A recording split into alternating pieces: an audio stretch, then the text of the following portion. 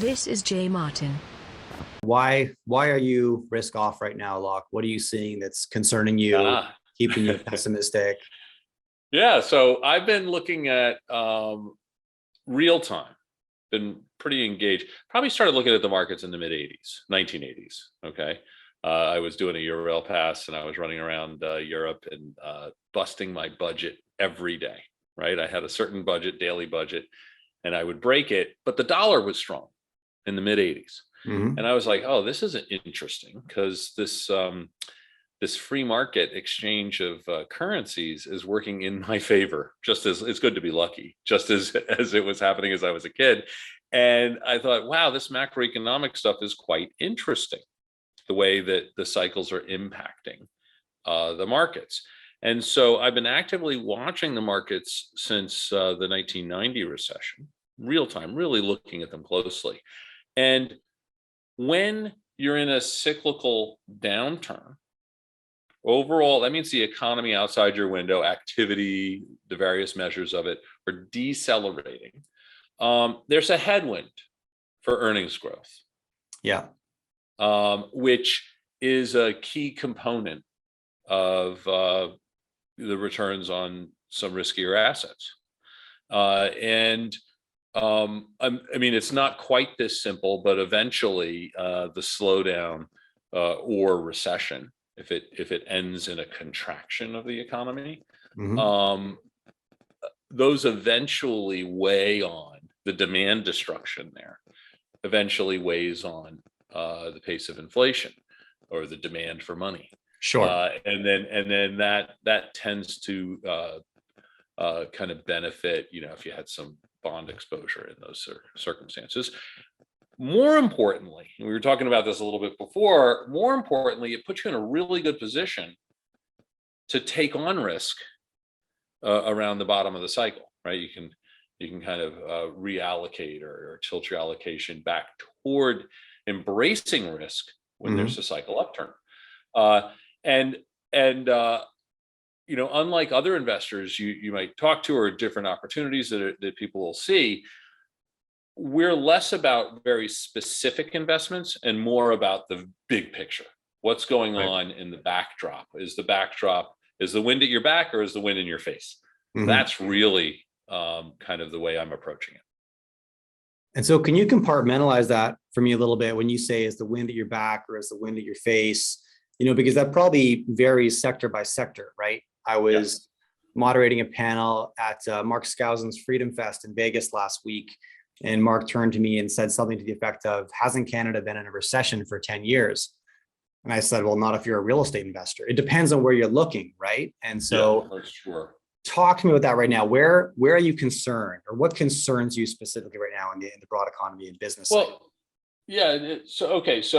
So first, let's just 30 seconds on what a cycle is, right? So a cycle is, I'm going to use more specific terminology here, a pronounced, pervasive, and persistent rise or fall, depending if you're in an upturn or a downturn, in output, like stuff you're producing. It could be producing this interview. It could be producing a car. It Sure. could be producing a barrel of oil. That's stuff we're producing. So output, employment, those are the really big ones. And then income, broad measures of income, and sales. Again, much broader than retail sales. All the sales that are going on in the economy. Now, those four measures tell us what's going on outside our window. Like, how is the economy right now? Mhm. And I think most people, I mean, there's a lot of forecasting and prognostications and opinions and all this stuff, but it basically boils down to trying to nowcast. How is the weather outside right now? That's kind of what, even big data is great. I love big data, but getting a lot of data really fast and analyzing it or interpreting it kind of tells you what's going on now. That's Right. basically what it does. So if we're in, so looking at those indicators, and this is what my mentor's mentor did. Okay, so I'm telling you stuff that happened a couple generations ago. Sure. They were looking at those indicators and saying, look at them together, and they tend to accelerate and decelerate. That's what they Hmm. do. Hmm. That's the nature of a free market oriented economy. Okay. And others would say it's the Achilles heel of the free market economy, right? So the recession is when everybody gets upset and they're like, wait, all the policies are wrong, all this stuff is wrong. Well, it's actually not a bug, it's a feature. It's part of a free market oriented economy. That's what they do. Accelerate, decelerate. And the deceleration can be very, very painful if you don't see it coming, right? You could say, I'm all in on these risk assets, and then boom, they correct.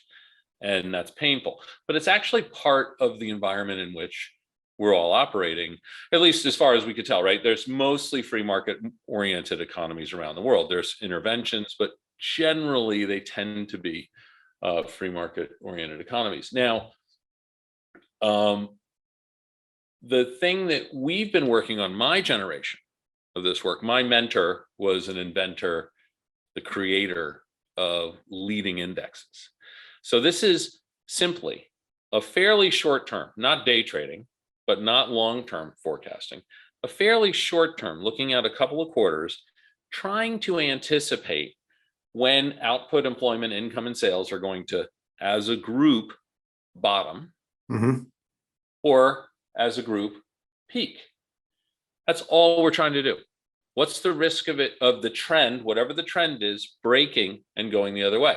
Because at those inflection points, if it's at the bottom or the top, at those inflection points, that's the moment when most mistakes are made in decision making. Sure. Okay?